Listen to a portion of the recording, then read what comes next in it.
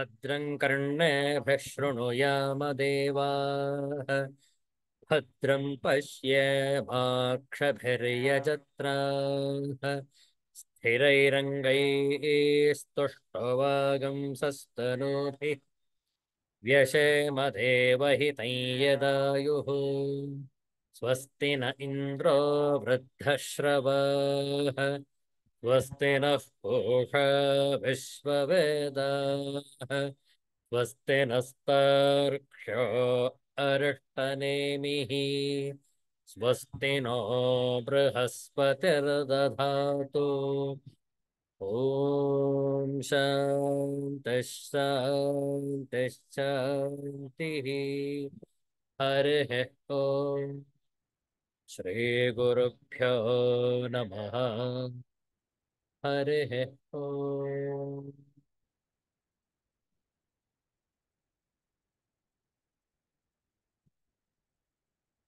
Universal prayer. Let's stand this together. O hidden life, vibrant in every atom. O hidden light, shining in every creature. O hidden love, embracing all in oneness. May each who feels himself as one with thee know he is also one with every other. Om Shanti, Shanti, Shanti.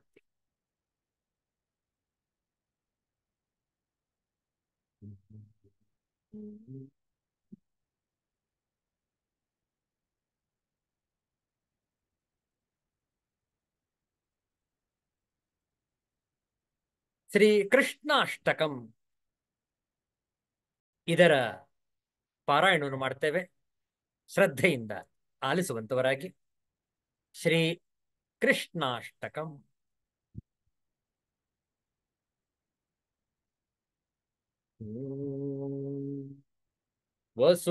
ವಸುದೇವಸುತಂ ದೇವಂ ಕಂಸಚಾಣೂರಮರ್ದನಂ ದೇವಕೀ ಪರಮಾನಂದಂ ಕೃಷ್ಣಂ ವಂದೇ ಜಗದ್ಗುರುಂ ಅತಸೀ ಪುಷ್ಪಸಂಕಾಶಂ ಹಾರನೂಪುರಶೋಭಿತಂ ರತ್ನಕಂಕಣಕೇಯೂರಂ ಕೃಷ್ಣಂ ವಂದೇ ಜಗದ್ಗುರುಂ ಕುಟಿಲಾಲಕಸಂಯುಕ್ತಂ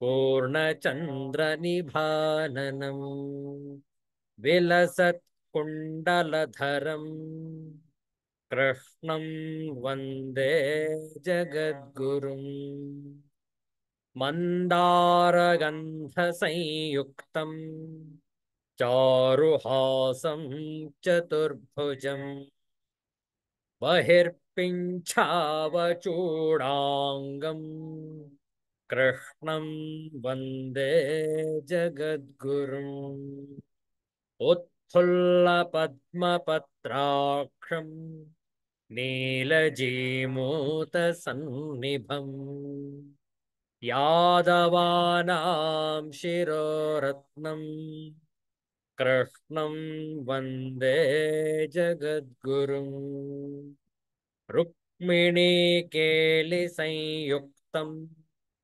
ಪೀತಾಂಬರಸುಶೋಭಿತಂ ಅವಾಪ್ತತುಲಸೀಗಂಧಂ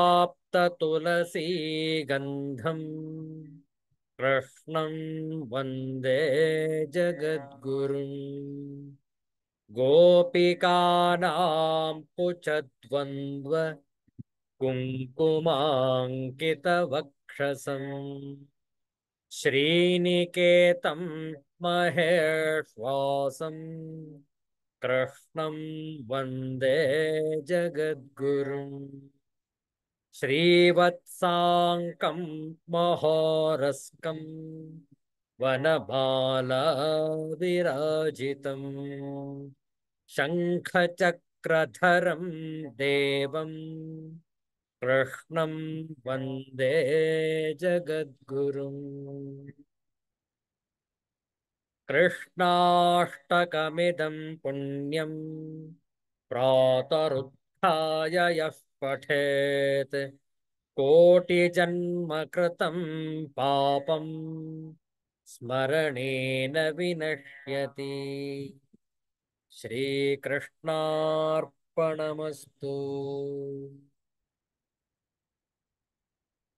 ಒಂದು ಕೃಷ್ಣನ ಭಜನೆಯನ್ನು ಮಾಡೋಣ, ಹೇಳಿಕೊಡ್ತೇವೆ, ತಾವು ಪುನರಾವರ್ತಿಸಬಹುದು.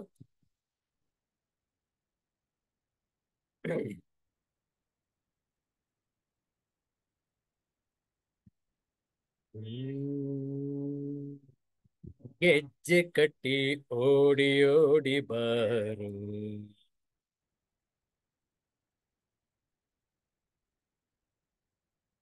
ನಮ್ಮ ಕಮಲ ನಯನ ಆಡಿ ಆಡಿ ಬಾರೋ.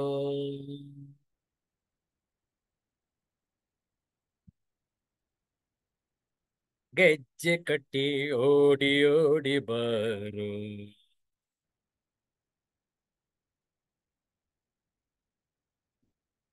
ನಮ್ಮ ಕಮಲ ನಯನ ಆಡಿ ಆಡಿ ಬಾರೋ.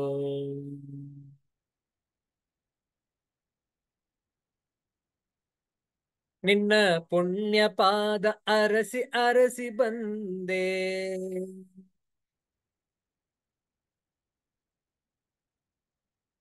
ನಿನ್ನ ದಿವ್ಯ ನಾಮ ಹಾಡಿ ಹಾಡಿ ಬಂದೆ.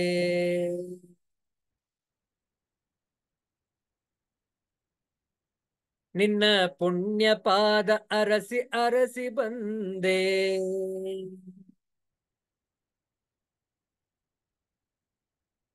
ನಿನ್ನ ದಿವ್ಯ ನಾಮ ಹಾಡಿ ಹಾಡಿ ಬಂದೆ.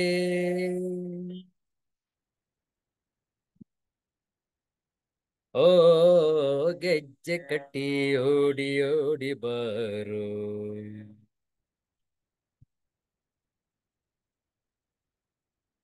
ನಮ್ಮ ಕಮಲ ನಯನ ಆಡಿ ಆಡಿ ಬಾರೋ.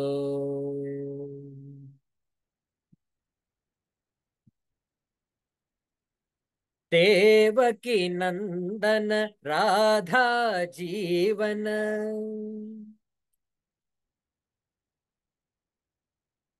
ಕೇಶವ ಹರೇ ಮಾಧವ,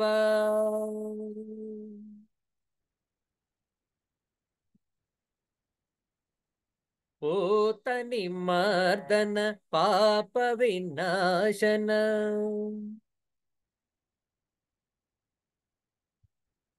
ಕೇಶವ ಹರೇ ಮಾಧವ.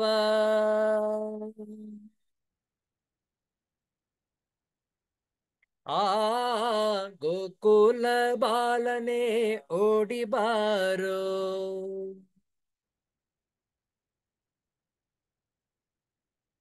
ಗೋಪಾಲ ಬಾಲನೆ ಆಡಿ ಬಾರೋ. ಓ ಗೆಜ್ಜೆ ಕಟ್ಟಿ ಓಡಿ ಓಡಿ ಬಾರೋ,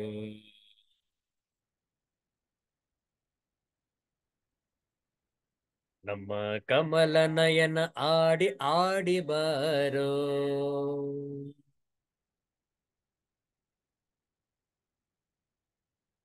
ಕಂಸ ವಿಮರ್ದನ ಕಾಳಿಂಗ ನರ್ತನ,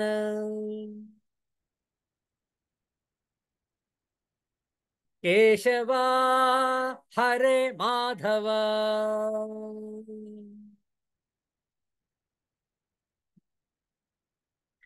ಆಶ್ರಿತ ವತ್ಸಲ ಆಪದ್ ಬಾಂಧವ,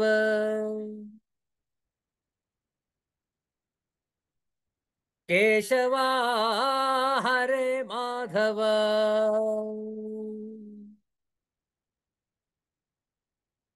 ಆ ಓಂಕಾರ ನಾದನೆ ಓಡಿ ಬಾರೋ,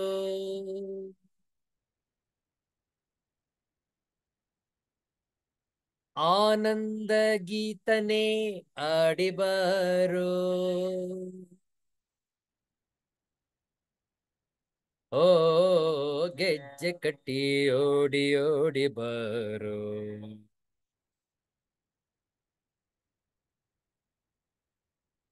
ನಮ್ಮ ಕಮಲ ನಯನ ಆಡಿ ಆಡಿ ಬಾರೋ.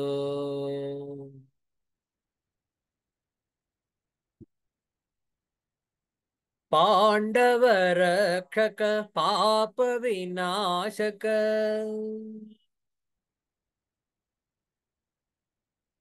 ಕೇಶವ ಹರೆ ಮಾಧವ.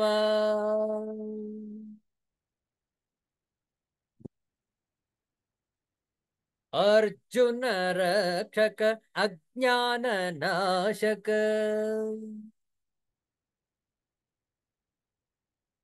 ಕೇಶವ ಹರೆ ಮಾಧವ.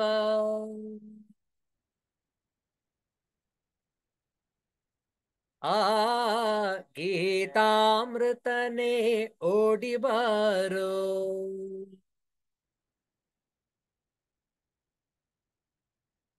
ಹೃದಯಾನಂದನೆ ಆಡಿ ಬಾರೋ.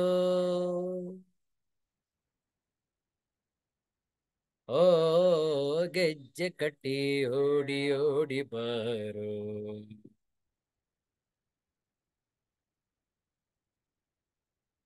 ನಮ್ಮ ಕಮಲ ನಯನ ಆಡಿ ಆಡಿ ಬಾರೋ.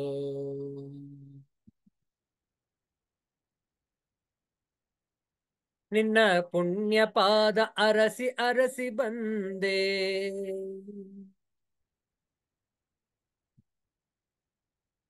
ನಿನ್ನ ದಿವ್ಯ ನಾಮ ಹಾಡಿ ಹಾಡಿ ಬಂದೆ.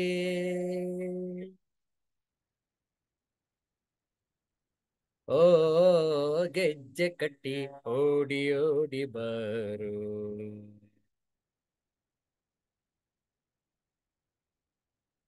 ನಮ್ಮ ಕಮಲ ನಯನ ಆಡಿ ಆಡಿ ಬಾರೋ.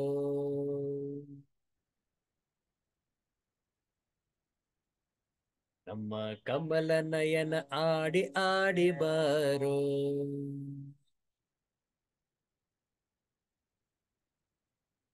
ನಮ್ಮ ಕಮಲ ನಯನ ಆಡಿ ಆಡಿ ಬಾರೋ.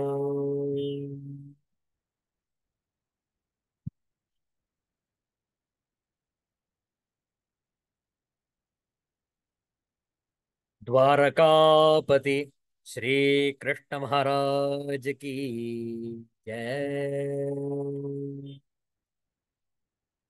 ಶ್ರೀಮದ್ ಭಗವದ್ಗೀತೆಯ ಕೆಲವು ಶ್ಲೋಕಗಳ ಪಾರಾಯಣವನ್ನು ಮಾಡೋಣ. ಏಕಾದಶೋಧ್ಯಾಯ ಶ್ಲೋಕದ ಸಂಖ್ಯೆ 15. 15ನೆಯ ಶ್ಲೋಕದಿಂದ 20ನೆಯ ಶ್ಲೋಕದವರೆಗೆ ಒಟ್ಟಿಗೆ ಪಾರಾಯಣ. ತಮ್ಮ ಪವಿತ್ರವಾದ ಶ್ರೀಮದ್ ಭಗವದ್ಗೀತಾ ಗ್ರಂಥವನ್ನು ಮುಂದಿಟ್ಟುಕೊಂಡಿದ್ದೀರಿ ಅಂತ ಹೇಳಿ ಭಾವಿಸ್ತೇವೆ. 11ನೇ ಅಧ್ಯಾಯ 15ನೆಯ ಶ್ಲೋಕದಿಂದ ಆರಂಭ. ಓಂ ಶ್ರೀ ಪರಮಾತ್ಮನೇ ನಮಃ. ಅಥ ಏಕಾದಶೋಧ್ಯಾಯಃ ವಿಶ್ವರೂಪದರ್ಶನಯೋಗಃ. ಅರ್ಜುನ ಉವಾಚ ಪಶ್ಯಾಮಿ ದೇವಾಂಸ್ತವ ದೇವದೇಹೇ ಸರ್ವಾಂಸ್ತಥಾ ಭೂತ ವಿಶೇಷ ಸಂಘಾನ್ ಬ್ರಹ್ಮಾಣಮೀಶಂ ಕಮಲಾಸನಸ್ಥಂ ಋಷೀಂಶ್ಚ ಸರ್ವಾನುರಗಾಂಶ್ಚ ದಿವ್ಯಾನ್ ಅನೇಕಬಾಹೋದರವಕ್ತ್ರನೇತ್ರಂ ಪಶ್ಯಾಮಿ ತ್ವಾ ಸರ್ವತೋऽನಂತರೂಪಂ ನಾಂತನ್ನ ಮಧ್ಯನ್ನ ಪುನಸ್ತವಾದಿಂ ಪಶ್ಯಾಮಿ ವಿಶ್ವೇಶ್ವರ ವಿಶ್ವರೂಪ. ಕಿರೀಟಿನಂ ಗದಿನಂ ಚಕ್ರಿಣಂ ಚ ತೇಜೋರಾಶಿಂ ಸರ್ವತೋ ದೀಪ್ತಿಮಂತಂ ಪಶ್ಯಾಮಿ ತ್ವಾಂ ದುರ್ನಿರೀಕ್ಷ್ಯಂ ಸಮಂತಾತ್ ದೀಪ್ತಾನಲಾರ್ಕದ್ಯುತಿಮಪ್ರಮೇಯಂ ತ್ವಮಕ್ಷರಂ ಪರಮಂ ವೇದಿತವ್ಯಂ ತ್ವಮಸ್ಯ ವಿಶ್ವಸ್ಯ ಪರಂ ನಿಧಾನಂ ತ್ವಮವ್ಯಯಃ ಶಾಶ್ವತ ಧರ್ಮಗೋಪ್ತಾ ಸನಾತನಸ್ತ್ವಂ ಪುರುಷೋ ಮತೋ ಮೇ ಅನಾದಿಮಧ್ಯಾಂತಮನಂತವೀರ್ಯಂ ಅನಂತಬಾಹುಂ ಶಶಿಸೂರ್ಯನೇತ್ರಂ ಪಶ್ಯಾಮಿ ತ್ವಾಂ ದೀಪ್ತಹುತಾಶವಕ್ತ್ರಂ ಸ್ವತೇಜಸಾ ಸ್ವತೇಜಸಾ ವಿಶ್ವಮಿದಂ ತಪಂತಂ ಯಾವಾ ಪೃಥಿವ್ಯೋರಿದಮಂತರಂ ಹಿ ವ್ಯಾಪ್ತಂ ತ್ವಯೈಕೇನ ದಿಶಶ್ಚ ಸರ್ವಃ ದೃಷ್ಟ್ವಾದ್ಭುತಂ ರೂಪಮುಗ್ರಂ ತವೇದಂ ಲೋಕತ್ರಯಂ ಪ್ರವ್ಯಥಿತಂ ಮಹಾತ್ಮನ್. ಓಂ ಶಾಂತಿ ಶಾಂತಿ ಶಾಂತಿ. ಹರಃ ಓಂ ಶ್ರೀ ಗುರುಭ್ಯೋ ನಮಃ. ಹರಃ ಓಂ. ಸಿದ್ಧಾಂತ ಅವಧೂತ ಚಿಂತನ ಶ್ರೀ ಗುರುದೇವ ದತ್ತ. ಜಯ ಜಯ ರಘುವೀರ ಸಮರ್ಥ. ಶ್ರೀ ಸದ್ಗುರುನಾಥ ಮಹಾರಾಜ ಕಿ ಜಯ. ಹರ ಹರ ನಮಃ ಪಾರ್ವತಿ ಪತಯೇ.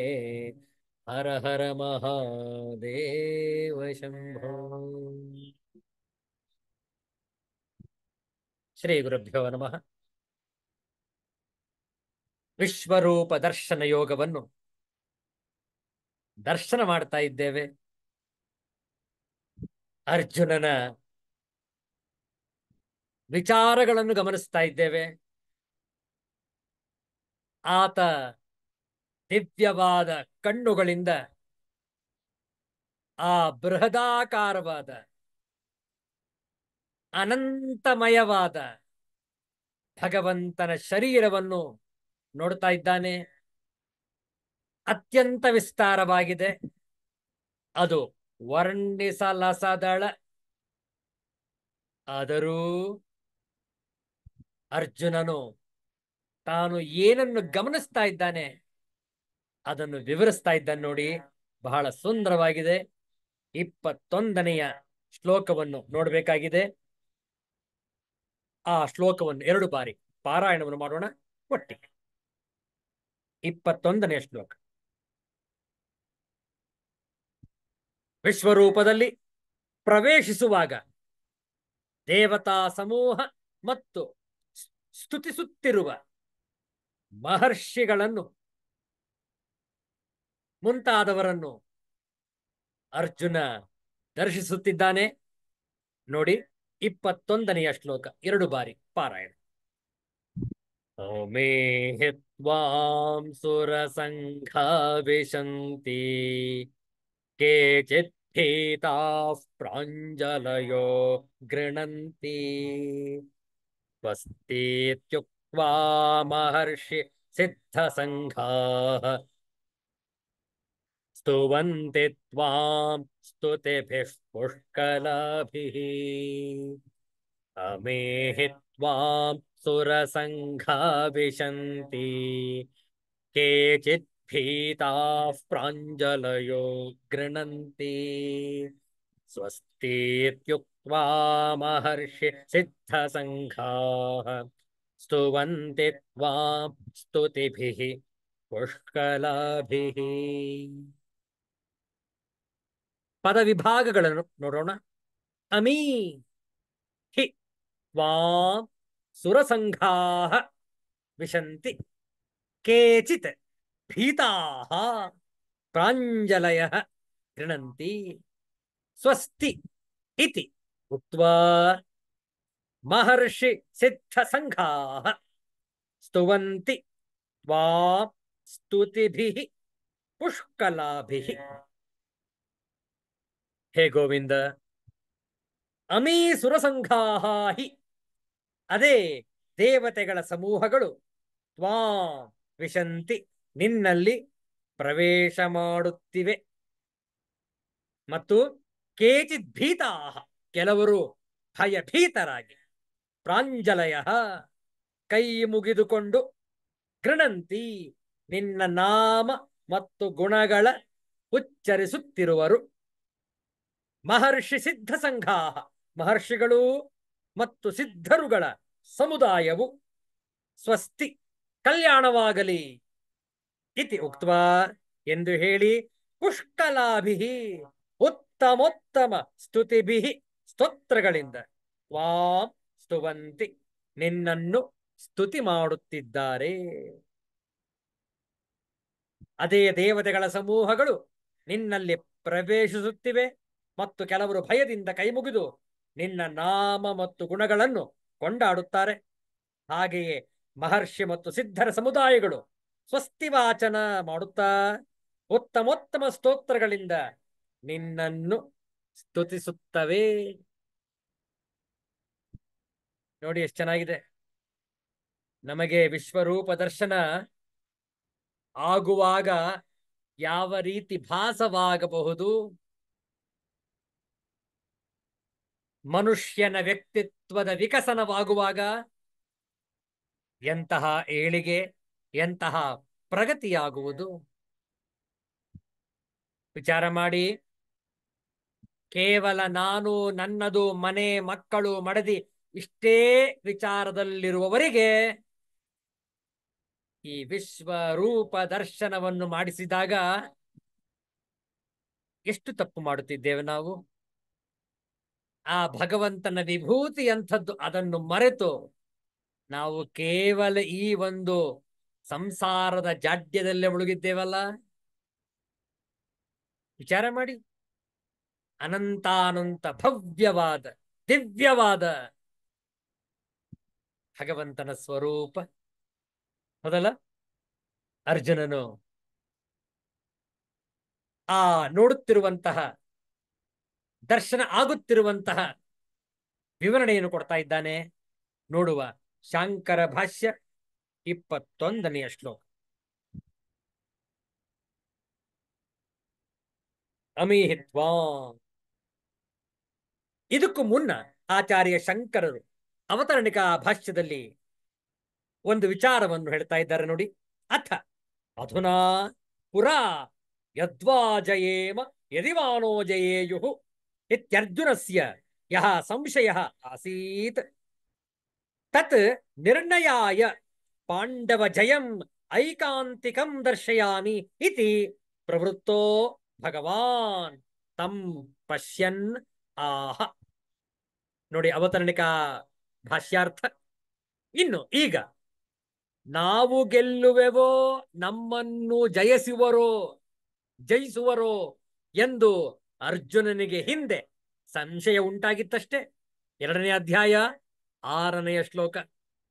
ಅದನ್ನು ಹೀಗೆಯೇ ಸರಿ ಎಂದು ತೀರ್ಮಾನ ಮಾಡಿ ಪಾಂಡವರು ಗೆಲ್ಲುವರೆಂಬುದು ನಿಶ್ಚಯವೆಂಬುದನ್ನು ತೋರಿಸೋಣವೆಂದು ಭಗವಂತನು ಹೊರಟಿರುತ್ತಾನೆ.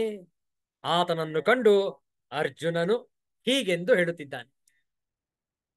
ಕಿಂಚ ಅಮೀಹಿ ಯುದ್ಧಮಾನಾಃ ಯೋದ್ಧಾರಃ ತ್ವಾಂ ಸುರಸಂಘಾ ಯೇ ಅತ್ರ ಭೂಭಾರಾವತಾರಾಯ ಅವತೀರ್ಣಾಃ ವಸ್ವಾದಿ ದೇವಸಂಘಾಃ ಮನುಷ್ಯಃ ಸಂಸ್ಥಾನಾಃ ತೇ ತ್ವಾಂ ವಿಶಂತಿ ಪ್ರವಿಶಂತೋ ದೃಶ್ಯಂತೆ.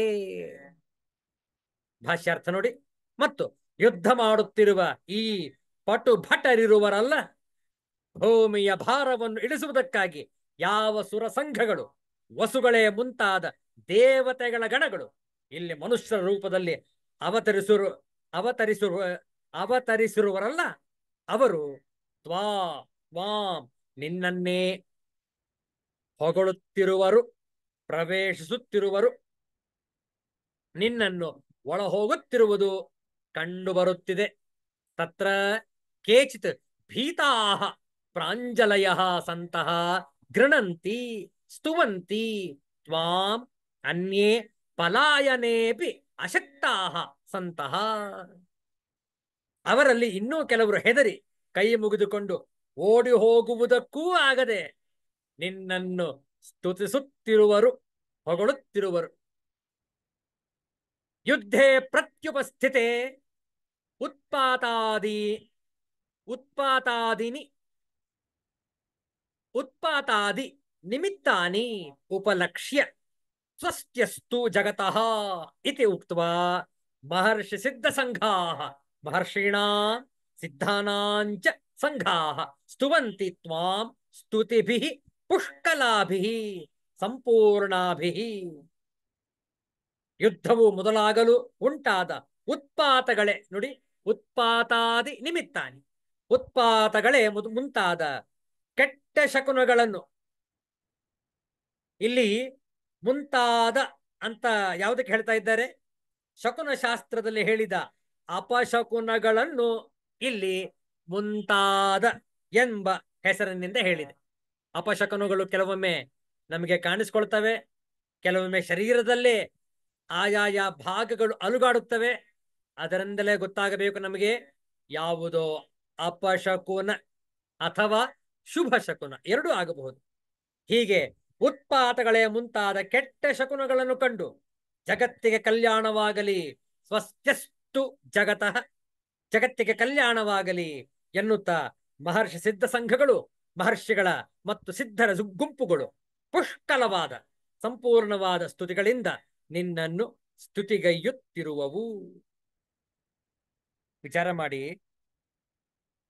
ಕೆಲವರು ಸ್ತುತಿ ಮಾಡ್ತಾ ಇದ್ದಾರೆ, ಕೆಲವರು ಭಗವಂತನನ್ನು ಪ್ರವೇಶ ಮಾಡ್ತಾ ಇದ್ದಾರೆ, ಒಳಗೆ ಹೋಗ್ತಾ ಇದ್ದಾರೆ, ಅಂತರ್ಗತರಾಗ್ತಾ ಇದ್ದಾರೆ.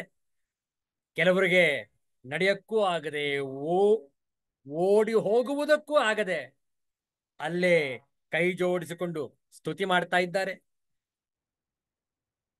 ವಿಚಾರ ಮಾಡಿ, ಸಿದ್ಧರು ಪುರುಷರು ಎಲ್ಲರೂ ಕೂಡ ಸ್ತುತಿಗಳಿಂದ ಸ್ತೋತ್ರಗಳಿಂದ ಭಗವಂತನ ಉಪಾಸನೆಯನ್ನು ಮಾಡ್ತಾ ಇದ್ದಾರೆ. ಇದರಿಂದ ನಾವು ತಿಳಿದುಕೊಳ್ಳಬೇಕಾದಂತಹ ವಿಚಾರ ಏನು ಅಂತ ಹೇಳಿದ್ರೆ, ಭಗವಂತ ಸರ್ವಾಂತರ್ಯಾಮಿ, ಭಗವಂತನ ಅಸ್ತಿತ್ವ ಅನಂತ, ಅದಕ್ಕೆ ಅಂತ್ಯವೇ ಇಲ್ಲ, ಅಗಣಿತ, ಎಣಿಸುವುದಕ್ಕೆ ಸಾಧ್ಯವಿಲ್ಲ, ಅಪರಿಮಿತ, ಯಾವುದೇ ಮಿತಿಗೆ ಒಳಪಡದೆ ಇರುವಂಥದ್ದು ಭಗವಂತನ ಸ್ವರೂಪ. ಯಾವಾಗ ನಮ್ಮ ಸಂಕುಚಿತ ಮನೋಭಾವವನ್ನು ಬಿಟ್ಟು ನಮ್ಮನ್ನು ನಾವೇ ವಿಸ್ತಾರ ಮಾಡಿಕೊಳ್ತೇವೆ, ನಮ್ಮನ್ನು ನಾವೇ ಜಗತ್ತಿನ ರೂಪಕ್ಕೆ ವಿಸ್ತಾರಗೊಳಿಸುತ್ತೇವೆ, ನಮಗೆ ಭಗವಂತನ ದರ್ಶನವಾಗುವುದು. ಈ ಸಂಕುಚಿತ ಮನೋಭಾವ, ನಾನು ನನ್ನದು ಎಂಬ ಮೋಹ ಪಾಶ ಮಾಯೆ, ಇದರಿಂದ ಹೊರಕ್ಕೆ ಬರಬೇಕು ಎಂಬುದೇ ಈ ಶ್ಲೋಕದ ತಾತ್ಪರ್ಯ. ಎಲ್ಲವೂ ಕೂಡ ಭಗವಂತನಿಂದಲೇ ನಡೀತಾ ಇದೆ, ಎಲ್ಲರೂ ಕೂಡ ಭಗವಂತನನ್ನೇ ಸೇರ್ತಾ ಇದ್ದಾರೆ. ವಿಚಾರ ಮಾಡಿ, ಎಲ್ಲ ಬಗೆಯ ಶಕುನಗಳು ಕೂಡ ಕಾಣಿಸ್ತಾ ಇದೆ ಅರ್ಜುನನಿಗೆ. ಆದ್ದರಿಂದ ನಾವೆಲ್ಲರೂ ಕೂಡ ಈ ಒಂದು ಚಿಂತನ ಮಂಥನದಲ್ಲಿ ವಿಚಾರ ಮಾಡೋಣ. ಭಗವಂತನು ಸರ್ವಾಂತರ್ಯಾಮಿ, ಸರ್ವವ್ಯಾಪಕ, ಸರ್ವಜ್ಞತ್ವ, ಹೌದಲ್ಲ? ಅಣುವಿನಲ್ಲೂ ಕೂಡ ಅವನ ಒಂದು ಅಸ್ತಿತ್ವ ಇದೆ. ಇದನ್ನ ಜಾಗೃತಿಸಿಕೊಳ್ಳಲು ಈ ದರ್ಶನ ನಮಗೆ ಸುಲಭೋಪಾಯದಿಂದ ಆ ದರ್ಶನವನ್ನು ಪಡೆಯಲು ಯೋಗ್ಯವಾಗಿದೆ, ಹೌದಲ್ಲ? ಮುಂದಿನ ಶ್ಲೋಕ ನೋಡೋಣ. 22ನೇ ಶ್ಲೋಕ 2 ಬಾರಿ ಪಾರಾಯಣ ಮಾಡೋಣ ಒಟ್ಟಿಗೆ. ರುದ್ರಾದಿತ್ಯಾ ವಸವೋ ಏಚ ಸಾಧ್ಯಾಃ ವಿಶ್ವೇಶ್ವಿನೌ ಮರುತಶ್ಚೋಷ್ಮಪಾಶ್ಚ ಗಂಧರ್ವಯಕ್ಷಾಸುರಸಿದ್ಧಸಂಘಾಃ ವೀಕ್ಷಂತೆ ತ್ವಾಂ ವಿಸ್ಮಿತಾಶ್ಚೈವ ಸರ್ವೇ. ರುದ್ರಾದಿತ್ಯಾ ವಸವೋ ಏಚ ಸಾಧ್ಯಾಃ ವಿಶ್ವೇಶ್ವಿನೌ ಮರುತಶ್ಚೋಷ್ಮಪಾಶ್ಚ ಗಂಧರ್ವಯಕ್ಷಾಸುರಸಿದ್ಧಸಂಘಾಃ ವೀಕ್ಷಂತೆ ತ್ವಾಂ ವಿಸ್ಮಿತಾಶ್ಚೈವ ಸರ್ವೇ. ಪದಚ್ಛೇದ ನೋಡಿಕೊಳ್ಳಿ. ರುದ್ರಾದಿತ್ಯಾಃ ವಸವಃ ಏ ಚ ಸಾಧ್ಯಾಃ ವಿಶ್ವೇ ಅಶ್ವಿನೌ ಮರುತಃ ಚ ಉಷ್ಮಾಪಾಃ ಉಷ್ಮಾಪಾಃ ಚ ಗಂಧರ್ವ ಯಕ್ಷಾ ಯಕ್ಷ ಸುರ ಸಿದ್ಧ ಸಂಘಾಃ ವೀಕ್ಷಂತೆ ತ್ವಾಂ ವಿಸ್ಮಿತಾಃ ಚ ಏವ ಸರ್ವೇ. ಅನ್ವಯಾರ್ಥವನ್ನು ನೋಡಿಕೊಳ್ಳಿ. ಯೇ ರುದ್ರಾದಿತ್ಯಾಃ ಯಾವ 11 ರುದ್ರರು ಮತ್ತು 12 ಆದಿತ್ಯರು, 11 ರುದ್ರರು 12 ಆದಿತ್ಯರು, ರುದ್ರಾದಿತ್ಯಾಃ ಚ ವಸವಃ ಹಾಗೂ 8 ವಸುಗಳು, ಸಾಧ್ಯಾಃ ಸಾಧ್ಯರು, ವಿಶ್ವೇ ಅಶ್ವಿನೌ ವಿಶ್ವೇ ದೇವತೆಗಳು, ಅಶ್ವಿನಿ ಕುಮಾರರು, ಚ ಹಾಗೂ ಮರುತಃ ಮರುದ್ಗಣರು, ಚ ಮತ್ತು ಊಷ್ಮಪಾಹ ಊಷ್ಮಪಾಹ ಪಿತೃಗಳ ಸಮುದಾಯವು. ಯಾಕೆ ಊಷ್ಮ ಅಂತ ಕರೀತಾರೆ ನೋಡುವ ಮುಂದೆ. ಪಿತೃಗಳ ಸಮುದಾಯವನ್ನು ಊಷ್ಮಪಾಹ ಅಂತ ಕರೀತಾರೆ. ಚ ಹಾಗೂ ಗಂಧರ್ವರು, ಯಕ್ಷ ಯಕ್ಷರು, ಸುರರು ಯಕ್ಷರು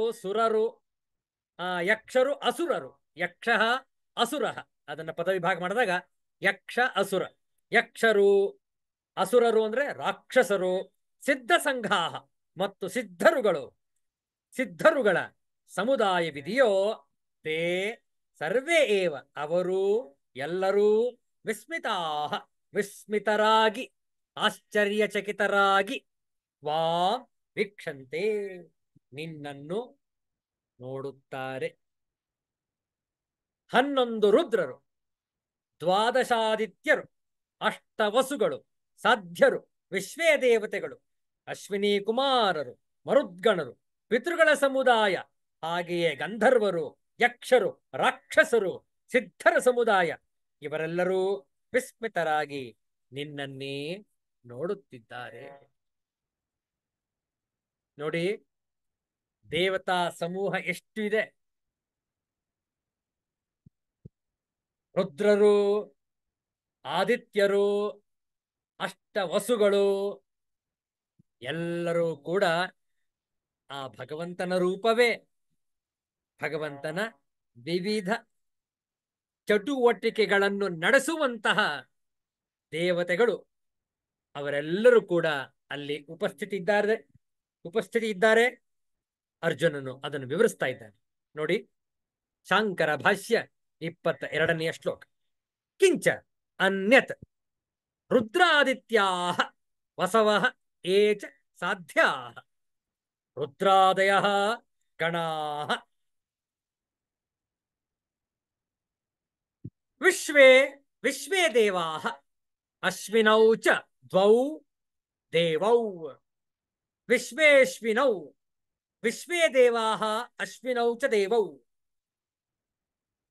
ವಿಶ್ವೇ ದೇವಾಃ ಮರುತಶ್ಚ ಊಷ್ಮಪಾಶ್ಚ ಪಿತರಃ ಗಂಧರ್ವ ಯಕ್ಷಾ ಅಸುರ ಸಿದ್ಧ ಸಂಘಾಃ ಗಂಧರ್ವಾಃ ಹಾಹಾಹೂಹು ಪ್ರಭೃತಯಃ ಯಕ್ಷ ಕುಬೇರ ಪ್ರಭೃತಯಃ ಅಸುರಾಃ ವಿರೋಚನ ಪ್ರಭೃತಯಃ ಸಿದ್ಧಾಃ ಕಪಿಲಾದಯಃ ತೇಷಾಂ ಸಂಘಾಃ ಗಂಧರ್ವ ಯಕ್ಷಾಸುರ ಸಿದ್ಧ ಸಂಘಾಃ. ಒಟ್ಟಿಗೆ ಹೇಳಲಾಗಿದೆ ಸಮಾಸದಲ್ಲಿ. ಗಂಧರ್ವರು, ಯಕ್ಷರು, ಅಸುರರು, ಸಿದ್ಧರು ಇವರೆಲ್ಲರೂ ಕೂಡ ಇವರೆಲ್ಲರ ಸಂಘ. ಸಾಧ್ಯ ಅಂದ್ರೆ ಯಾರು? 12 ಮಂದಿ ಸಾಧ್ಯರು. ಯಾರ್ಯಾರು 12 ಮಂದಿ ಎಣಿಸಿಕೊಳ್ಳಿ? 12 ಸಾಧ್ಯರು. ಮನ, ಹನುಮಂತೃ, ಪ್ರಾಣ, ನರ, ನಾರಾಯಣ, ವೃತ್ತಿ, ತಪ, ಹಯ, ಹಂಸ, ಧರ್ಮ, ವಿಭು, ಪ್ರಭು. ಇವೇ ಇತರರು ಸಾಧ್ಯ ಎಂಬ ದಕ್ಷನ ಮಗಳ ಮಕ್ಕಳು. ಈ ರೀತಿ ಸಾಧ್ಯರು 12 ಮಂದಿ. ತೇ ವೀಕ್ಷಂತೆ ಪಶ್ಯಂತಿ ತ್ವಾಂ ವಿಸ್ಮಿತಾಃ ವಿಸ್ಮಯಂ ಆಪನ್ನಾಃ ಸಂತಃ ತ ಏವ ಸರ್ವೇ. ಇನ್ನೂ ಬೇರೆ ಕಾಣಿಸುತ್ತಿದೆ. ರುದ್ರರು, ಆದಿತ್ಯರು, ವಸುಗಳು, ಸಾಧ್ಯರು ಎಂಬುವರಿದಾರಲ್ಲ, ಅವರು ಇಲ್ಲಿ ರುದ್ರರೇ ಮೊದಲಾದವರು ಗಣದೇವತೆಗಳು. ವಿಶ್ವರು ಎಂದರೆ ವಿಶ್ವೇ ದೇವತೆಗಳು. ವಿಶ್ವ ಎಂಬ ದಕ್ಷ ಕನ್ಯೆಯ ಮಕ್ಕಳು 10 ಮಂದಿ. ದಕ್ಷ ಕನ್ಯೆಯ ಮಕ್ಕಳು 10 ಮಂದಿ. ಯಾರ್ಯಾರವರು? ಕ್ರತು, ದಕ್ಷ, ವಸು, ಸತ್ಯ, ಕಾಲ, ಕಾಮ, ಧುರಿ, ಲೋಚನ, ಆರ್ದ್ರವ, ಪುರೂರವ. ಈ 10 ಮಂದಿ ವಿಶ್ವ ಎಂಬ ದಕ್ಷ ಕನ್ಯೆಯ ಮಕ್ಕಳು, ವಿಶ್ವೇ ದೇವತೆಗಳು. ಅಶ್ವಿನರು, ಅಶ್ವಿನಿ ದೇವತೆಗಳಿಬ್ಬರು. ಅಶ್ವಿನಿ ದೇವತೆಗಳಿಬ್ಬರಾದರೂ ಕೂಡ ಅವರ ಹೆಸರು ಬೇರೆ ಬೇರೆ. ಯಾರಿವರು ಅಂತಂದ್ರೆ ಸೂರ್ಯನ ಹೆಂಡತಿ, ಸೂರ್ಯನ ಹೆಂಡತಿಯಾದ ಸಂಜ್ಞಾದೇವಿ. ಆ ಸಂಜ್ಞಾದೇವಿಯ ಮಕ್ಕಳೇ ಇಬ್ಬರು, ನಾಸತ್ಯ ಮತ್ತು ದಸ್ರ. ಇವರಿಬ್ಬರೇ ಅಶ್ವಿನಿ ದೇವತೆಗಳು, ದೇವವೈದ್ಯರು. ಅಶ್ವಿನಿ ದೇವತೆಗಳು ನಾಸತ್ಯ ಮತ್ತು ದಸ್ರ, ಅಶ್ವಿನಿ ದೇವತೆಗಳಿಬ್ಬರು. ಮತ್ತು ಮರುತ್ತುಗಳು ಊಷ್ಮಪಾರೆಂಬ ಪಿತೃಗಳು. ಆಗಲೇ ಹೇಳಿದ್ವು ನಾವು, ಪಿತೃಗಳಿಗೆ ಊಷ್ಮಪ ಎಂದು ಯಾಕೆ ಹೆಸರು ನೋಡಿ. ಮನುವಿನ ಮಕ್ಕಳಾದ ಮರಿತ್ಯಾದಿ ಋಷಿಗಳ ಮಕ್ಕಳು ಪಿತೃಗಣಗಳು. ಸೋಮಸದರು ಸಾಧ್ಯರಿಗೆ, ಸಾಧ್ಯರಿಗೆ ಸೋಮಸದರು ಇವರೇ ಪಿತೃಗಳು. ಅಗ್ನಿಶ್ವಾತ್ತರು ದೇವತೆಗಳಿಗೆ, ದೇವತೆಗಳಿಗೆ ಪಿತೃಗಳು ಅಗ್ನಿಶ್ವಾತ್ತರು. ಬಹಿರ್ಷದರು ದೈತ್ಯ ದಾನವಾದಿಗಳಿಗೆ, ದೈತ್ಯರು, ದಾನವರು, ರಾಕ್ಷಸರಿಗೆ ಪಿತೃಗಳು ಯಾರು? ಬಹಿರ್ಷದರು. ಸೋಮಪರು, ಹವಿರ್ಭುಜರು, ಅಜ್ಯಪರು, ಸುಕಾಲಿಗಳು. ಈ 4 ಸಮುದಾಯಗಳು ಬ್ರಾಹ್ಮಣಾದಿ ಮನುಷ್ಯರಿಗೆ ಪಿತೃಗಳು. ನೋಡಿ, ಪಿತೃದೇವತೆಗಳು ಯಾರ್ಯಾರು? ಮನುಷ್ಯರಿಗೆ ಸೋಮಪರು, ಹವಿರ್ಭುಜರು, ಆಜ್ಯಪರು, ಸುಕಾಲಿಗಳು. ಈ 4 ಪಿತೃಗಳು ಬ್ರಾಹ್ಮಣಾದಿ ಮನುಷ್ಯರಿಗೆ. ಇವರಿಗೆ ಊಷ್ಮಪ ಅಂತ ಯಾಕೆ ಕರೀತಾರೆ ಈ ಪಿತೃಗಣಕ್ಕೆ ಅಂತಂದ್ರೆ, ಬಿಸಿಯೂಟದಲ್ಲಿ ಇವರಿಗೆ ಮೆಚ್ಚಿಗೆ ಇರುವುದರಿಂದ ಇವರನ್ನು ಊಷ್ಮಪರು ಎಂದು ಕರೆದಿರುವರು. ಊಷ್ಮ ಅಂತಂದ್ರೆ ಬಿಸಿ, ಬಿಸಿಯೂಟ ಈ ಊಷ್ಮಪರಿಗೆ ಸದಾ ಇಷ್ಟ. ಆದ್ದರಿಂದ ಅವರನ್ನು ಊಷ್ಮಪರು ಎಂದು ಕರೆಯುವರು. ಪಿತೃಗಳಿಗೆ ಊಷ್ಮಪರು ಎಂದು ಹೆಸರು. ಗಂಧರ್ವ, ಯಕ್ಷಾಸುರ ಸಿದ್ಧ ಸಂಘಗಳು, ಹಾಹಾ ಹೂಹೂ ಮೊದಲಾದವರು ಗಂಧರ್ವರು. ಕುಬೇರನೆ ಮೊದಲಾದವನು ಯಕ್ಷರು. ವಿರೋಚನನೆ ಮೊದಲಾದವರು ಅಸುರರು. ಕಪಿಲನೆ ಮೊದಲಾದವರು ಸಿದ್ಧರು. ಇವರ ಗುಂಪುಗಳನ್ನು ಗಂಧರ್ವ, ಯಕ್ಷಾಸುರ ಸಿದ್ಧ ಸಂಘಗಳು ಎಂದಿದೆ. ಆ ಸಂಘಗಳು ನಿನ್ನನ್ನು ವಿಸ್ಮಿತರಾಗಿ ಬೆರಗಾದವರಾಗಿ ನೋಡುತ್ತಿರುವರು, ದಿಟ್ಟಿಸುತ್ತಿರುವರು. ಅವರೆಲ್ಲರೂ ನಿನ್ನನ್ನೇ ನೋಡುತ್ತಿರುವರು. ಬಹಳ ಚಂದ ಇದೆ. ಮುಂದೆ ನೋಡಿ, 23ನೆಯ ಶ್ಲೋಕ ಪಾರಾಯಣ ಒಟ್ಟಿಗೆ 2 ಬಾರಿ. ಮಹತ್ತೇ ಬಹುವಕ್ತ್ರ ನೇತ್ರಂ ಮಹಾಬಾಹೋ ಬಹುಬಾಹೋರುಪಾದಂ ಬಹೋದರಂ ಬಹುದಂಷ್ಟ್ರಾಕರಾಲಂ ದೃಷ್ಟ್ವಾ ಲೋಕಾಃ ಪ್ರವ್ಯಥಿತಾಸ್ತಥಾಹಂ. ರೂಪಂ ಮಹತ್ತೇ ಬಹುವಕ್ತ್ರ ನೇತ್ರಂ ಮಹಾಬಾಹೋ ಬಹುಬಾಹೋರುಪಾದಂ ಬಹೋದರಂ ಬಹುದಂಷ್ಟ್ರಾಕರಾಲಂ ದೃಷ್ಟ್ವಾ ಲೋಕಂ ದೃಷ್ಟ್ವಾ ಲೋಕಾಃ ಪ್ರವ್ಯಥಿತಾಸ್ತಥಾ. ಪದಚ್ಛೇದ ನೋಡಿಕೊಳ್ಳಿ.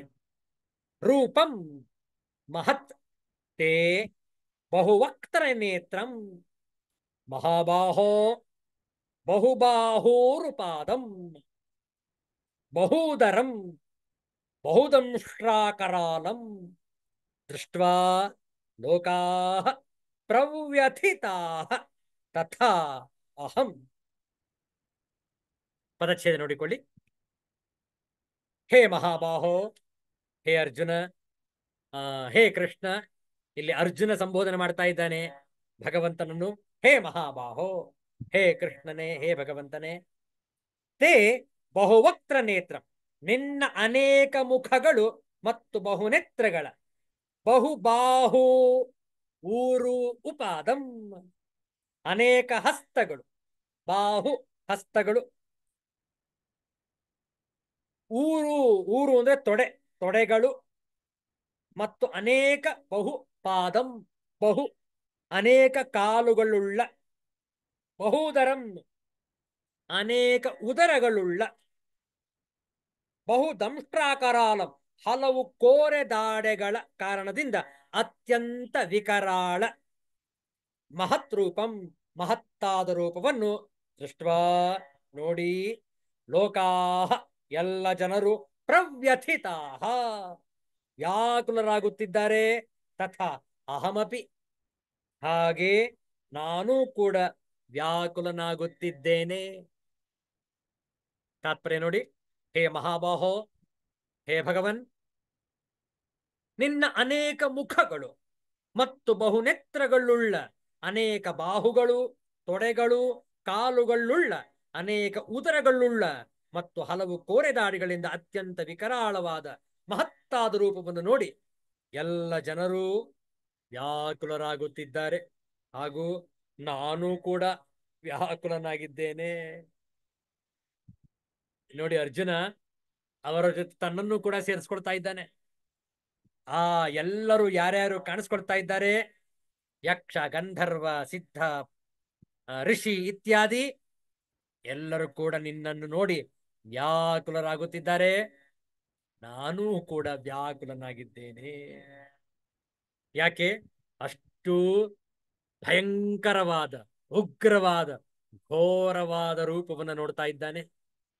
ನೋಡಿ, ಯಸ್ಮಾತ್ ರೂಪಂ ಮಹತ್ ಅತಿ ಪ್ರಮಾಣಂತೆ ತವ ಬಹುವಕ್ತ್ರ ನೇತ್ರಂ ಬಹೂನಿ ವಕ್ತ್ರಾಣಿ ಮುಖಾನಿ ನೇತ್ರಾಣಿ ಚಕ್ಷುಂಷಿ ಚ ಯಸ್ಮಿನ್ ತದ್ ರೂಪಂ ಬಹುವಕ್ತ್ರ ನೇತ್ರಂ. ಹೇ ಮಹಾಬಾಹೋ, ಬಹುಬಾಹೂರುಪಾದಂ ಬಹವಃ ಬಾಹವಃ ಊರವಃ ಪಾದಾಶ್ಚ ಯಸ್ಮಿನ್ ರೂಪೇ ತತ್ ಬಹುಬಾಹೂರುಪಾದಂ. ಕಿಂಚ ಬಹೂದರಂ ಬಹೂನಿ ಉದರಾಣಿ ಯಸ್ಮಿನ್ ಇತಿ ಬಹೂದರಂ ಬಹುದಂಷ್ಟ್ರಾಕರಾಲಂ ಬಹ್ವೀಭಿಃ ದಂಷ್ಟ್ರಾಭಿಃ ಕರಾಲಂ ವಿಕೃತಂ ತತ್ ಬಹುದಂಷ್ಟ್ರಾಕರಾಲಂ ದೃಷ್ಟ್ವಾ ರೂಪಂ ಈದೃಶಂ ಲೋಕಾಃ ಲೌಕಿಕಾಃ ಪ್ರಾಣಿನಃ ಪ್ರವ್ಯಥಿತಾಃ ಪ್ರಚಲಿತಾಃ ಭಯೇನ ತಥಾ ಅಹಮಪಿ. ಭಾಷ್ಯಾರ್ಥ ನೋಡಿ. ಏಕೆಂದರೆ ಅಲ್ಲೇ ಮಹಾಬಾಹುವೆ, ನಿನ್ನ ಮಹಾರೂಪವನ್ನು, ಬಲು ದೊಡ್ಡದಾದ ಪ್ರಮಾಣದ ರೂಪವನ್ನು, ಬಹುವಕ್ತ್ರ ನೇತ್ರಗಳುಳ್ಳ, ಬಹಳ ವಕ್ತ್ರಗಳು ಎಂದರೆ ಮುಖಗಳು, ನೇತ್ರಗಳು ಎಂದರೆ ಕಣ್ಣುಗಳು, ಯಾವುದರಲ್ಲಿ ಇರುವವೋ ಆ ರೂಪವು ಬಹುವಕ್ತ್ರ ನೇತ್ರವು. ಅಂತಹ ಬಹುಬಾಹೂರುಪಾದಗಳುಳ್ಳ, ಬಹಳ ತೋಳುಗಳು, ತೊಡೆಗಳು, ಹೆಜ್ಜೆಗಳು ಯಾವ ರೂಪದಲ್ಲಿರುವವೋ ಅದು ಬಹುಬಾಹೂರುಪಾದವು. ಅಂತಹ ಮತ್ತು ಬಹು ಬಹು ಉದರಗಳುಳ್ಳ, ಬಹಳ ಹೊಟ್ಟೆಗಳು ಯಾವುದರಲ್ಲಿ ಇರುವವೋ ಅವು ಬಹುದರವು. ಅಂತಹ ಬಹುದಂಷ್ಟ್ರಾಕರಾಲವಾಗಿರುವ, ಬಹಳ ಕೋರದಾಡೆಗಳಿಂದ ಕರಾಲವಾಗಿರುವ, ವಿಕಾರವಾಗಿರುವುದಲ್ಲ, ಅದು ಬಹುದಂಷ್ಟ್ರಾಕರಾಲವು. ಇಂತಹ ರೂಪವನ್ನು ನೋಡಿ ಲೋಕಗಳು ಎಂದರೆ ಲೋಕದಲ್ಲಿರುವ ಪ್ರಾಣಿಗಳು ಬಹಳವಾಗಿ ಪ್ರವ್ಯಥಿತರಾಗಿರುವರು, ಭಯದಿಂದ ನಡುಗುತ್ತಿರುವರು. ನಾನು ಹಾಗೆಯೇ ಹೆದರಿ ನಡುಗುತ್ತಿದ್ದೇನೆ.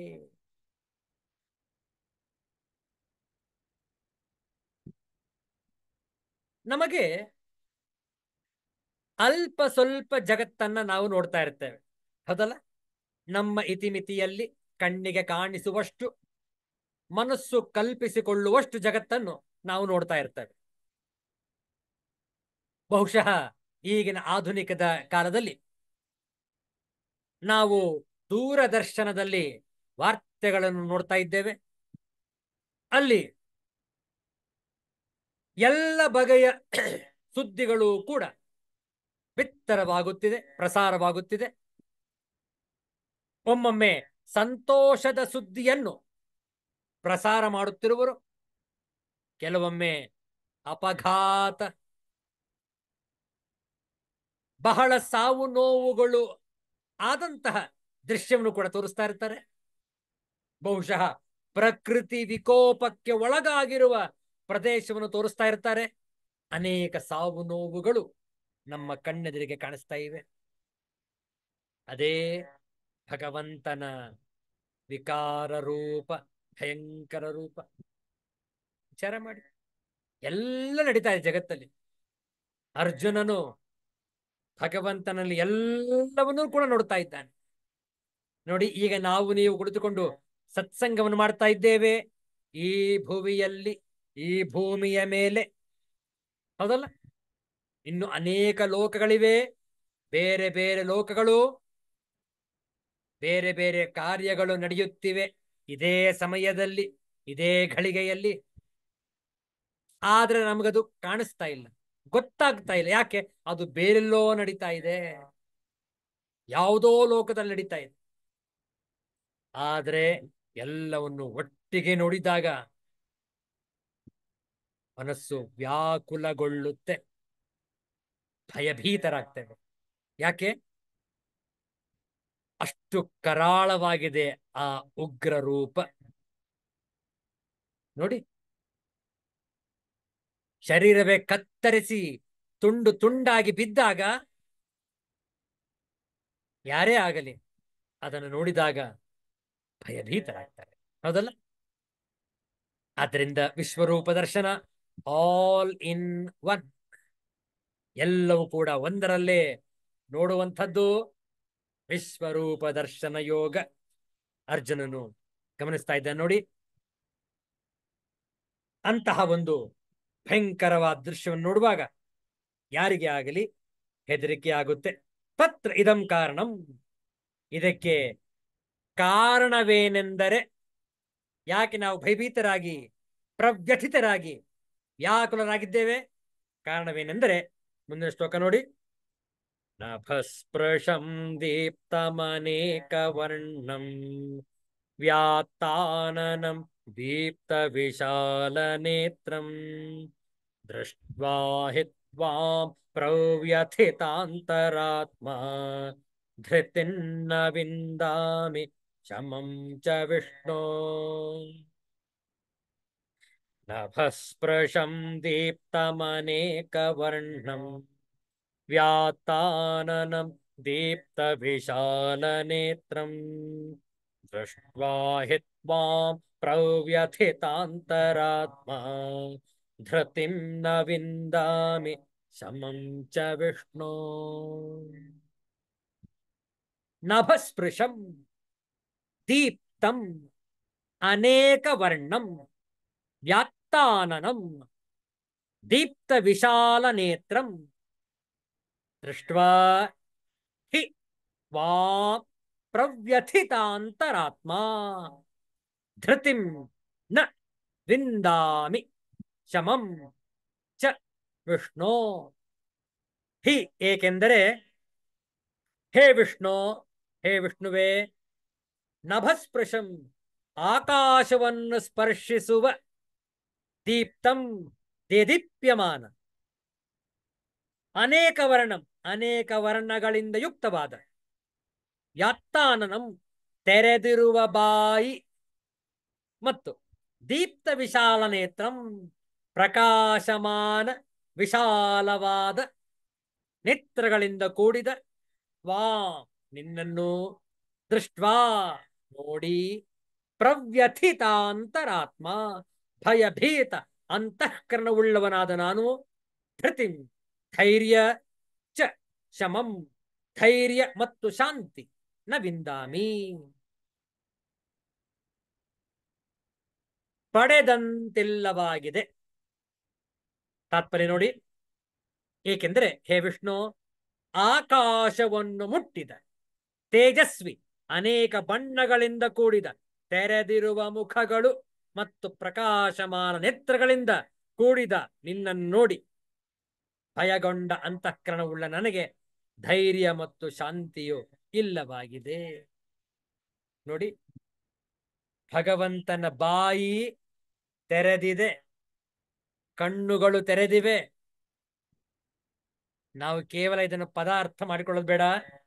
ಇದು ಅತ್ಯಂತ ಬೃಹತ್ತಾದ ಕಣ್ಣು, ಬೃಹತ್ತಾದ ಬಾಯಿ. ಎಲ್ಲರೂ ಆ ಬಾಯಿಯೊಳಗೆ ಪ್ರವೇಶ ಮಾಡ್ತಾ ಇದ್ದಾರೆ. ವಿಚಾರ ಮಾಡಿ. ಬಹು ವಿಸ್ತಾರಯುಕ್ತವಾದಂತಹ ಚಿಂತನೆ. ಭಗವಂತನ ದಿವ್ಯವಾದ ರೂಪ, ವಿಶಾಲವಾದ. ನೋಡಿ, ಶಾಂಕರ ಭಾಷ್ಯ ನಭಸ್ಪೃಶಂ. ನಭಸ್ಪೃಶಂ ದ್ಯುಃ ಸ್ಪರ್ಶಂ ಇತ್ಯರ್ಥಃ. ದೀಪ್ತಂ ಪ್ರಜ್ವಲಿತಂ ಅನೇಕವರ್ಣಂ ಅನೇಕೆ ವರ್ಣಾಃ ಭಯಂಕರಾಃ ನಾನಾ ಸಂಸ್ಥಾನಾಃ ಯಸ್ಮಿನ್ ತ್ವಯಿ ತಂ ತ್ವಾಂ ಅನೇಕವರ್ಣಂ ವ್ಯಾತ್ತಾನನಂ ವ್ಯಾತ್ತಾನಿ ವಿವೃತಾನಿ ಆನನಾನಿ ಮುಖಾನಿ ಯಸ್ಮಿನ್ ತ್ವಯಿ ತಂ ತ್ವಾಂ ವ್ಯಾತ್ತಾನನಂ ದೀಪ್ತ ವಿಶಾಲ ನೇತ್ರಂ ದೀಪ್ತಾನಿ ಪ್ರಜ್ವಲಿತಾನಿ ವಿಶಾಲಾನಿ ವಿಸ್ತೀರ್ಣಾನಿ ನೇತ್ರಾಣಿ ಯಸ್ಮಿನ್ ತ್ವಯಿ ತಂ ತ್ವಾಂ ದೀಪ್ತ ವಿಶಾಲ ನೇತ್ರಂ ದೃಷ್ಟ್ವಾ ಹಿ ತ್ವಾಂ ಪ್ರವ್ಯಥಿತಾಂತರಾತ್ಮ ಪ್ರವ್ಯಥಿತಃ ಪ್ರಭೀತಃ ಅಂತರಾತ್ಮ ಮನಃ ಯಸ್ಯ ಮಮ ಸೋಹಂ ಪ್ರವ್ಯಥಿತಾಂತರಾತ್ಮ ಸನ್ ಧೃತಿಂ ಧೈರ್ಯಂ ನ ವಿಂದಾಮಿ ನ ಲಭೆ ಶಮಂ ಚ ಉಪಶಮನಂ ಮನಸ್ತುಷ್ಟಿಂ ಹೇ ವಿಷ್ಣು. ಸೊಗಸಾಗಿದೆ ನೋಡಿ. ಸಮಯ ಇದೆ ಅಲ್ಲ, ಇನ್ನೊಂದು 7 ನಿಮಿಷ ಇದೆ. ಭಾಷ್ಯಾರ್ಥವನ್ನು ನೋಡಿ ಮುಂದಿನ ಶ್ಲೋಕಕ್ಕೂ ಪ್ರವೇಶ ಮಾಡೋಣ. ನಭಸ್ಪರ್ಶಿಯಾದ ಎಂದರೆ ಅಂತರಿಕ್ಷವನ್ನು ಮುಟ್ಟುವ ಎಂದರ್ಥ. ದೀಪ್ತವಾದ ಎಂದರೆ ಹೊಳೆಯುವ, ಅನೇಕವಾದ ವರ್ಣಗಳು ಎಂದರೆ ಭಯಂಕರವಾದ ಬಗೆಯ ಆಕಾರಗಳು ಯಾವ ನಿನ್ನಲ್ಲಿ ಇರುವವೋ ಅಂತಹ ಅನೇಕ ವರ್ಣನಾದ ನಿನ್ನನ್ನು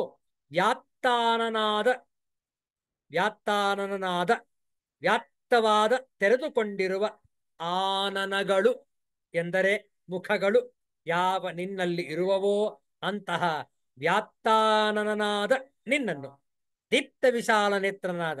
ದೀಪ್ತವಾದ ಎಂದರೆ ಥಳಥಳಿಸುವ, ವಿಶಾಲವಾದ ಅರಳಿಕೊಂಡಿರುವ ನೇತ್ರಗಳು ಯಾವ ನಿನ್ನಲ್ಲಿ ಇರುವವೋ ಅಂತಹ ದೀಪ್ತ ವಿಶಾಲ ನೇತ್ರನಾದ ನಿನ್ನನ್ನು, ಎಲೆ ವಿಷ್ಣುವೇ, ಇಂತಹ ನಿನ್ನನ್ನು ಕಂಡು ಪ್ರವ್ಯಥಿತ ಅಂತರಾತ್ಮನಾಗಿರುವೆನು.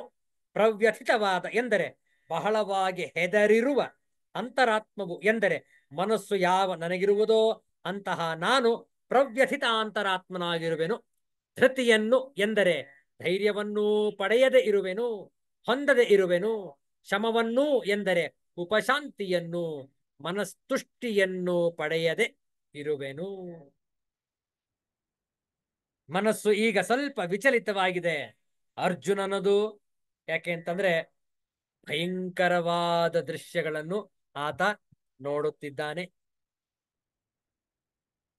ನಮಗೆ ಒಂದು ತೋಟವನ್ನು ತೋರಿಸಿದಾಗ ಅದರಲ್ಲಿ ಅನೇಕ ಪುಷ್ಪಗಳು, ಕುಸುಮಗಳು, ಹೂವುಗಳನ್ನು ತೋರಿಸಿದಾಗ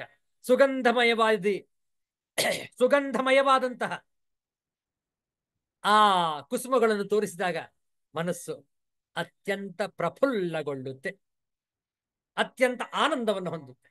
ಹೌದಲ್ಲ? ಆದರೆ ಅದೇ ಸಾವು ನೋವುಗಳನ್ನು ತೋರಿಸಿದಾಗ ಅತ್ಯಂತ ಚೀತ್ಕಾರ ಮಾಡುತ್ತಾ, ವಿಚಿತ್ರವಾಗಿ ಕೂಗಾಡುತ್ತಾ ನೆರಳಾಟವನ್ನು ನೋಡಿದಾಗ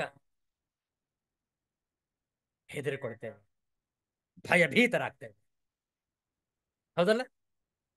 ಎಲ್ಲೋ ಕೊಲೆ, ಎಲ್ಲೋ ಸುಲಿಗೆ, ಎಲ್ಲೋ ದರೋಡೆ, ಎಲ್ಲೋ ಪ್ರಕೃತಿ ವಿಕೋಪ, ಸಾವು ನೋವುಗಳು ನಡೀತಾನೇ ಇರ್ತವೆ ನಿರಂತರ.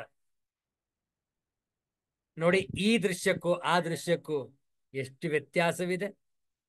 ಒಂದು ದೃಶ್ಯವನ್ನು ನೋಡಿದಾಗ ಮನಸ್ಸು ಹರ್ಷವಾಗುತ್ತೆ, ಆನಂದವನ್ನು ಹೊಂದುತ್ತೆ, ಸುಂದರಮಯವಾದ ಮನೋಹರವಾದಂತಹ ಜಗತ್ತನ್ನು ವೀಕ್ಷಣೆ ಮಾಡಿದಾಗ.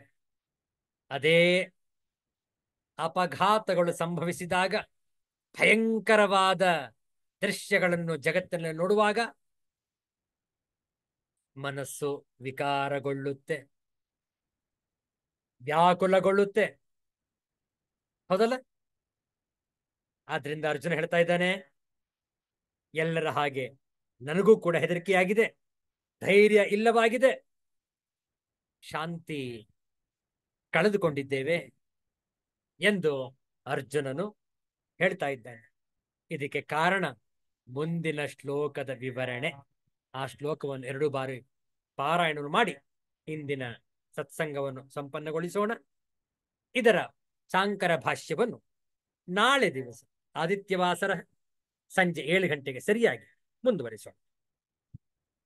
2 ಬಾರಿ ಪಾರಾಯಣ, 25ನೆಯ ಶ್ಲೋಕ ಒಟ್ಟಿಗೆ.